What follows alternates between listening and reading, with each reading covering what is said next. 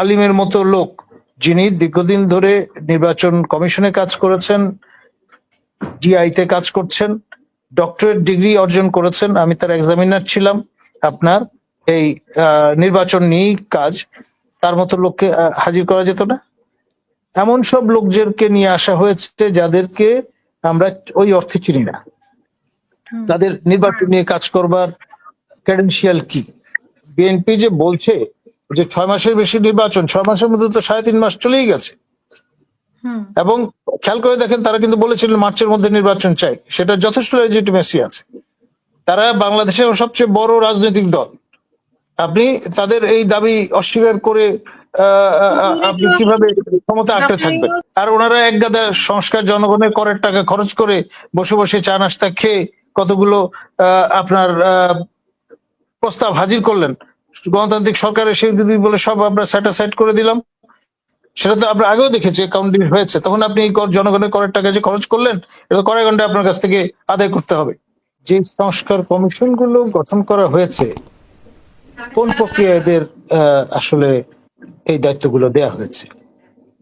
এদের অনেককেই তো আমরা ব্যক্তিগতভাবে চিনি, ঘুরে ফিরে একই গোষ্ঠীর মানুষ, সব রসুনের কোয়া এক জায়গায় গিয়ে জমাট বাঁধে, এটা একটা পপুলার সেইং, এবং এই কমিশনগুলোর ক্ষেত্রেও বিষয়টা তাই। এক, দ্বিতীয়ত আপনার তাদের অ্যান্টিসিডেন্ট গুলো যদি দেখেন, প্রত্যেকটা লোকের যারা কমিশনের বিভিন্ন কমিশনের দায়িত্বে গেছেন এবং আপনার সদস্য হয়েছেন, তাদের সবার গড়ছড়া এক জায়গায়, এটা ক্রমে আরো বেশি পরিস্ফুট হবে। সুতরাং এই অনির্বাচিত ব্যক্তিবর্গের হাতে আপনি দায়িত্ব দিয়ে কতটা নিরাপদ বোধ করতে পারবেন রাজনৈতিক দল হিসেবে? একটাই কাজ, সেটি হচ্ছে নির্বাচন আয়োজন করা। সেই লক্ষ্যে আপনার কমিশন যেটি গঠিত হয়েছে, সেটা সুপারিশ মালা হাজির করার আগে আপনি কমিশন বানিয়ে ফেলেছেন, এক ধরনের প্রবোধ দেওয়ার মতো বাচ্চাদের, যে ভাই আপনারা নির্বাচন দ্রুত চান, সেজন্য কমিশন বানিয়ে দিলাম।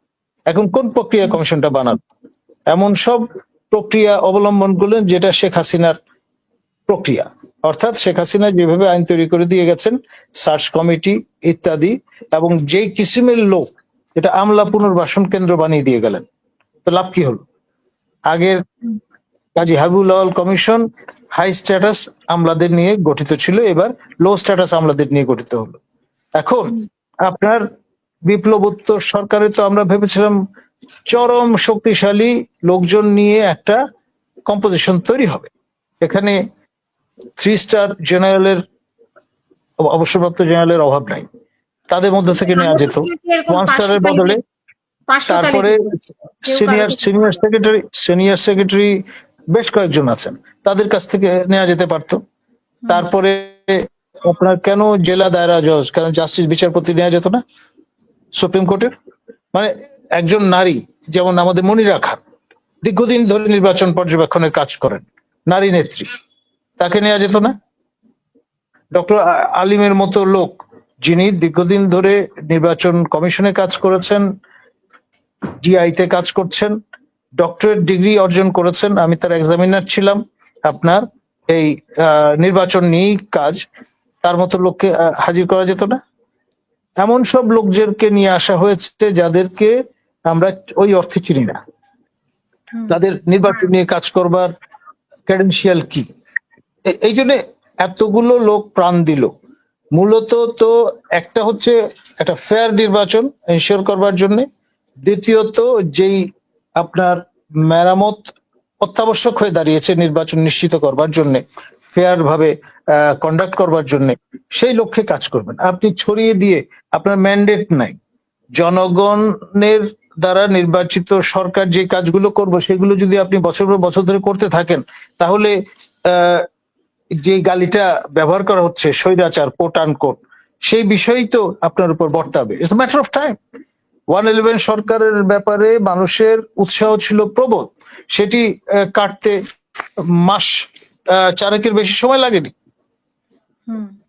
সুতরাং ওই যে অতীত অভিজ্ঞতা, সেটা ভুলে গেলে চলবে না। আমি তো মনে করি আপনার ইসমাইল ভাই যে কথাগুলো বলেছেন যথেষ্ট ম্যারিট আছে, এবং এটা সময়ের দাবি। আপনার বিএনপি যে বলছে যে 6 মাসের বেশি নির্বাচন, 6 মাসের মধ্যে তো 3.5 মাস চলেই গেছে। হুম এবং খেয়াল করে দেখেন, তারা কিন্তু বলেছিলেন মার্চের মধ্যে নির্বাচন চাই, সেটা যথেষ্ট লেজিটিমেসি আছে। তারা বাংলাদেশের সবচেয়ে বড় রাজনৈতিক দল, আপনি তাদের এই দাবি অস্বীকার করে আপনি কিভাবে ক্ষমতা আঁকড়ে ডক্টর থাকবেন? ইউনূস রাগে হোক বা দুঃখে হোক, যে কোনো ভাবে হোক, উনি তো আবার পরের দিন বললেন যে ঠিক আছে, আমি যদি ওরা সংস্কার না চায় আমি নির্বাচন দিয়ে চলে যাব।